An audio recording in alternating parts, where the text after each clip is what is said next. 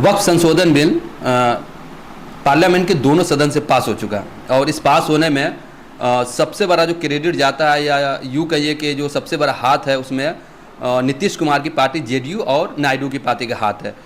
लेकिन उसके बाद से जेडीयू की पार्टी में जो मुस्लिम कार्यकर्ता इसी बात को लेकर नाराज़गी देखी और कई सारे कार्यकर्ता ने इस्तीफा दिया। उन्हीं में से एक नाम है डॉक्टर कासिम अंसारी साहब, जिस वक्त हमारे साथ बात करने के लिए मौजूद है। सर, बहुत शुक्रिया आपका टाइम देने के लिए।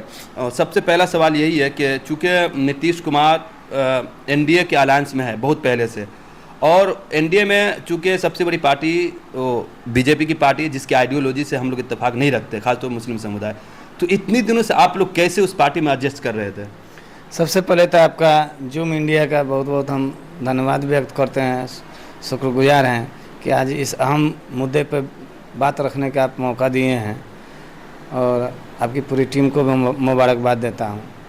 आपका सवाल था कि एनडीए में पहले से नीतीश कुमार हैं, बीजेपी के साथ 20 साल से हैं, कुछ वर्ष छोड़ दीजिए बीच के, तो आप लोग पार्टी में थे। तो नीतीश कुमार विशुद्ध रूप से बीजेपी के साथ रहते हुए भी सेकुलरवादी नेता थे। उनके नियत पे, उनके निर्णय पे जो है हम लोगों को कोई शंका नहीं है, लेकिन औकाफ के मामले में उनका सहमति नहीं लिया गया है। उनके सहमति स्वेच्छा से सहमति रहता तो वक्फ बिल पे वो समर्थन कभी नहीं देते। पार्टी में कुछ जो है शिंदे टाइप के लोग हैं जो पार्टी को जो है शिंदे के लाइन पे चले गए हैं लेके, जिस तरह उद्धव ठाकरे के साथ शिंदे ने किया वैसे ही माननीय नीतीश कुमार जी के साथ कुछ उनके जो है महत्वाकांक्षी नेता हैं जिनमें कुछ का नाम आप लिए हैं, तो उन्होंने जबरन बावर करा के इस पे सहमति लेके आनन फानन में बिल पे समर्थन दिया है। अब तक बिल पे, अब बिल तो रहा नहीं, अब तो दोनों ऐवान में पास हो गया, राष्ट्रपति से भी अधिसूचित हो गया, तब तो ये एक्ट हो गया। तो हम जिस मुल्क में रहते हैं ये विश्व का सबसे लोकतांत्रिक देश है, सबसे बड़ी जमहूरियत है, तो जमहूरियत में जो है अपना विरोध एहतजाज दर्ज करने का, अपना असहमति दर्ज करने का कई रास्ता है। उसमें से एक रास्ता आपका मीडिया है, एक रास्ता सड़क है, एक रास्ता कोर्ट है, कचहरी है। तो हर स्तर पे हम लोग जो है तैयारी कर रहे हैं अपना विरोध दर्ज करने का। उसी का एक कड़ी है कि सबसे पहले जो है पार्टी के अंदर से बगावत की चिंगारी मैंने सुलगाई। सर, लेकिन सवाल ये भी है कि नीतीश कुमार की पार्टी ये भी दावा कर रही है कि हम हमेशा मुसलमानों के हक की बात की है, उसके हित की बात की है, इसमें कितनी सच्चाई है? तो 20 साल नीतीश जी का शासन रहा है, तो यही सब कारण की वजह से न रहा है। तो अब 20 साल मुसलमान आपको समर्थन भी तो दिया है, आपने काम किया, तो बिना भेदभाव के काम किया, इससे किसको इनकार है? तो 20 साल जो है लंबा अवधि होता है।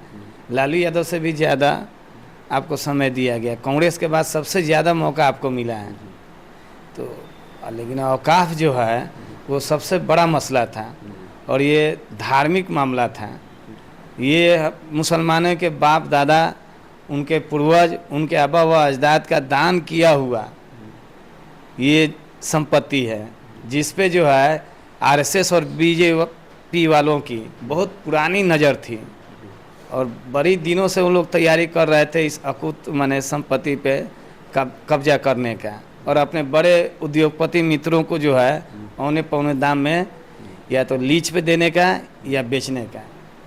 अच्छा सर, आप चूँकि कार्यकर्ता है, नीतीश कुमार ने 5 कंडीशंस रखी थी, 5 शराइत रखे थे, तो उसके अलावा और कौन ऐसी चीज़ें थी जो अंदर की बात थी, जो अंदर बात हो रही थी, जिससे आप लोग इत्तेफाक नहीं कर रहे थे? पार्टी के जो लोग इसका बखान कर रहे हैं तो वो कौन 5 शराइत थे, तो वो तो मीडिया में सवाल कल तो देखे प्रदेश कार्यालय में सवाल तो मीडिया पूछा, तो सब लोग जो अपना अपना बयान 2-2 मिनट 3-3 मिनट का, वो भी पार्टी के सिर्फ अल्पसंख्यक मोर्चा के प्रदेश अध्यक्ष भाई अशरफ जी रखें, एक प्रवक्ता हैं बहन अंजुमड़ा रखी, लेकिन तमाम वरीय नेता से कोई सवाल नहीं लिया गया। और वो लोग भी सवाल जो प्रेस में बोले तो उन लोगों ने भी पत्रकारों का जवाब नहीं दिया कि यही तो सवाल था कि धार्मिक ये वक्फ प्योर धार्मिक है, तो धर्म में जो है गैर मुस्लिम की क्या ज़रूरत थी। राज कमेटी जो बनेगी उसमें 2 गैर मुस्लिम होंगे, तो चर्च है तो वहाँ ईसाई कमेटी में होते हैं, गुरुद्वारा है वहाँ सिख भाई होते हैं, मंदिर है मठ है वहाँ हिंदू भाई होते हैं, तो कहाँ कोई आपत्ति है। पहले भी औकाफ में रहे हैं क्या। औकाफ में अगर दूसरी बात है, एक बुनियादी बात समझ लीजिए, औकाफ की जितनी भी कमेटी है, चाहे सब डिविजनल कमेटी है, चाहे जिला कमेटी है, चाहे प्रदेशी कमेटी है या केंद्रीय कमेटी है, हर जगह जो है कमेटी के रुकन जो है मुंतखब होके आते हैं, निर्वाचित होके आते हैं। इसकी एक प्रक्रिया है चुनाव की। लेकिन पहली मर्तबा इतना बड़ा लोकतंत्र है, आप दुहाई देते हैं कि सबसे मजबूत और सफल लोकतंत्र है, तो औकाफ में आप प्रजातंत्र घुसा रहे हैं, आप नॉमिनेट कर रहे हैं, और नॉमिनेट भी कर रहे हैं, तो क्या इस देश में अल्पसंख्यक समुदाय से बड़े बड़े IAS IPS या वोकला या रिटायर्ड जजेज नहीं थे। लेकिन सर आप जो कह रहे हैं कि जो लोग नॉमिनेट होकर आके मुंतखब होकर आते हैं वही लोग तो करप्ट कर रहे हैं। सरकार कहती है यही तर्क है कि जो इसके अंदर करप्शन हो रहा है उसको हम सुधारने के लिए अच्छा, करप्शन जो है गुरुद्वारा के अंदर नहीं आया है, मठ मंदिर के लिए लोग गोली बारूद नहीं चला रहा है, उसकी जमीन अतिक्रमित नहीं हो रही है। मठ मंदिर का आप इसी इलाका में चलिए कितना मर्डर हुआ है मठ के लिए। अब यहाँ है इस इलाका में भी मठ के लिए मर्डर तक हुआ है। तो ये जहाँ संपत्ति रहेगा, जहाँ परिवार रहेगा, छोटा मोटा वाद विवाद तो होता ही रहता है।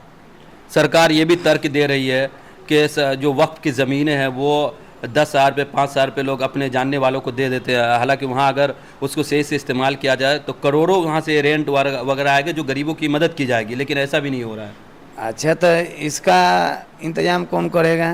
ये तो सरकार की जिम्मेदारी थी। ट्रिब्यूनल में मैनेजमेंट तो मुस्लिम कर रहे हैं ना सरकार। तो मैनेजमेंट में जो प्रदेश के जो कमेटी के होते हैं चेयरमैन, जैसे अभी बिहार में इरशादुल्लाह साहब हैं सुन्नी वक्फ बोर्ड के, अब्बासी साहब हैं शिया वक्फ बोर्ड के, तो इन लोगों को नॉमिनेट कौन करता है या निर्वाचित कहाँ से आते हैं? सरकार की सहमति से ही माने अध्यक्ष चुने जाते हैं, माने उनका दखल होता है सरकार का, ऐसा नहीं है परोक्ष अपरोक्ष से उनका दखल होता है। तो वेलफेयर स्कीम अभी मोतिहारी में जिला औकाफ का 3 करोड़ का नूर मोहम्मद एस्टेट में कम्युनिटी हॉल बना है, तो वहाँ पे तो बना है। और दिक्कत यहाँ पे ये है कि औकाफ की ज़मीन हमारे पहले क्या होता था कि बगैर माने रजिस्ट्री के ही दान कर दिया। हमारे पूर्वज जो थे शिक्षित नहीं थे, उस तरह की पहले व्यवस्था नहीं थी। यहाँ तक माने अपने बाल बच्चा को भी रजिस्ट्री नहीं करते थे, वसीयत कर दिए हो गया या ऐसा ही जुबान से दे दिए। इस तरह का मामला है कि कागजात की काफ़ी कमी है और अवेयरनेस नहीं था, जिसकी वजह से बहुत सा औकाफ की जो है कि वक्फ किया हुआ ज़मीन रजिस्टर्ड नहीं है। तो वो भी प्रक्रिया है, उसमें भी धीरे धीरे लोग काफ़ी जागरूक हुए, औकाफ की ज़मीन को सर्वे करा के रजिस्टर्ड किया गया। तो ये सब तो आंतरिक मामला है ना। दूसरा बात ट्रिब्यूनल है, जो भी डिस्प्यूट फंसता है, जिस तरह रेलवे में ट्रिब्यूनल है, टेलीकम्युनिकेशन में ट्रिब्यूनल है, तो ट्रिब्यूनल में सरकार के अधिकारी ही बैठते हैं। ये तो औकाफ सुनता नहीं है, वो तो ट्रिब्यूनल में सरकार जिसको नॉमिनेट मैंने वहाँ पर स्थापित करते हैं ट्रिब्यूनल में, दोनों पक्षकार वहाँ वकीला के साथ शामिल होते हैं, अपना अपना दस्तावेज देते हैं, अपना अपना पक्ष रखते हैं, तो वहाँ से फैसला आता है। अगर उस फैसला पर भी पक्षकार संतुष्ट नहीं होते हैं तो इसे पता कर लीजिए, हजारों सैकड़ों केस जो है सुप्रीम कोर्ट हाई कोर्ट में औकाफ की चल रही है। वही बात है कि एक बात आप पूछना छोड़ दिए और हम कहना ज़रूरी समझते हैं कि हाँ, औकाफ में जो है कि आगे करके इस बिल की खूबी जो गिनाई जा रही है कि पसमानदा ही तैसी है, पसमानदा के हक में गरीब मुसलमान माने देश में जो है अल्पसंख्यक मुसलमानों के अंदर आबादी जो है 80-90% जो है पसमानदा की है, और औकाफ में जो है 200-300 लोग ही जो है पूरे देश के औकाफ को डील करते हैं और उन्हीं लोगों का कब्जा है, और कहीं पे भी पसमानदा का नुमाइंदगी नहीं है, प्रतिनिधित्व नहीं है, उनका माने शोषण होता है। तो ये सरासर गलत है। मैं खुद यहाँ जिला औकाफ में कई बार मेंबर रहा, मेरे कई जानने वाले एक जहांगीर भाई हैं, जहांगीर आलम अंसारी, यहाँ से जिला परिषद भी रहे हैं, वो एक बार सदर रहे हैं जिला औकाफ में, 2 बार वो जनरल सेक्रेटरी रहे हैं। प्रदेश में कई जानने वाले महिला हैं जो प्रतिनिधित्व करती हैं, जिला में भी कई महिला प्रतिनिधित्व करती हैं, वहाँ पे भी पसमानदा समाज करता है। पसमानदा के आप इतने हितैती हैं तो कितने पसमानदा को आप लोकसभा में टिकट देते हैं? ये तमाम दल आज एनडीए जो छाती या सीना ठोक ठोक के पसमानदा ही तैसी बता रहे हैं। बताया कि आप लोकसभा में बीजेपी जो है कितने पसमानदा को टिकट दिया है, कितने राज्यसभा को पसमानदा भेजा है, कितने विधानसभा के टिकट देते हैं, कितने विधान परिषद में पसमानदा को भेजते हैं। नहीं, उनके नेता तो खुलेआम 80-20 की बात करते हो, कहते हैं हमें मुसलमान को वोट तो चाहिए नहीं। आप तो जब इस तभी कौन है बेगाने शादी में अब्दुल्ला दीवाना, तो ये क्या तब अब कैसे बोलना है कि हम पसमानदा के हित में काम किए हैं, मुसलमान के हित में काम किए हैं। अब ये तथाकथित क्षेत्रीय दल जो उनके आप सहयोगी बने फिर रहे हैं, तो ये लोग कितने नुमाइंदगी देते हैं।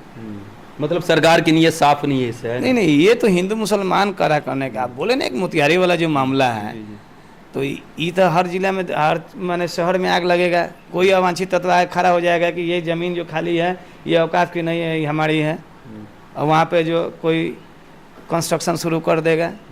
तो ये तो शहर गांव जो है, ये आग बहुत भयंकर आग जो है लगने वाली है इस कानून को आने के बाद। बहुत शुक्रिया, थैंक यू सो मच।